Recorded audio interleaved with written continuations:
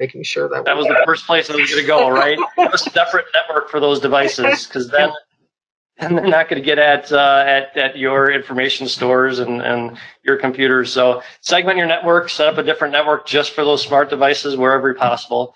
But number two, do your research on them, right? Look at the reviews, because a lot of times you'll see in the reviews, hey, somebody that did a lot of research on it found it was sending all of my pictures off to South Korea, North Korea, somewhere that's the Ring doorbell was sending the entire video stream somewhere that shouldn't go. Number two, when you get those devices, make sure you do firmware updates, because a lot of times out of the box they're going to have old firmware, and the old firmware is where a lot of the exploits will be. So if you're going to use them, update them right away when you get them. As Lisa said, make sure default passwords are changed, and so that you're securing those devices when you do it. But segment the network that's my best one. Okay. So last question here, and then we will end this for the day. What do you suggest for targeted email attacks? Do you want me to go, Jeff, or? Yes, go ahead. I can chime in too, but go ahead. Yes. Yeah, well, it's, and they're on the uptake right now. It's like crazy. They know that there's remote users at home that normally aren't working behind their typical corporate environment and controls.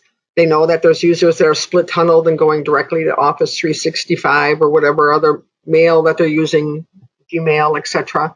So they know that everybody's working in a ad hoc, unfamiliar, uncontrolled environment. So the targeted phishing attacks are definitely on the uprise. And really, first and foremost, my recommendation is to talk and communicate with all your employees right now to let them know that these are on the uptake. I was just doing a email security check on a customer yesterday, and it's amazing to me the I want to say simplicity that people fall for. Click here for a free mask. Click here to so you can get your remote access set up at your corporate office. We need you to update your username and password to a different, stronger password. Enter it here. And people are doing this. So education is where I'm going to stand on that one. There are some technical controls, obviously, and I think, Jeff, I'll let you go down that path, but let your employees know that you're primed for it. You're scared and nervous at home.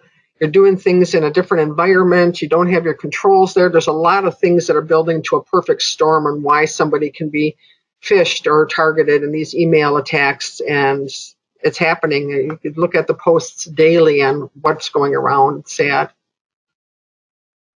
Yeah, on the technical side, Microsoft 365 offers a lot of safe link protection where it'll scan links and make sure that they're safe.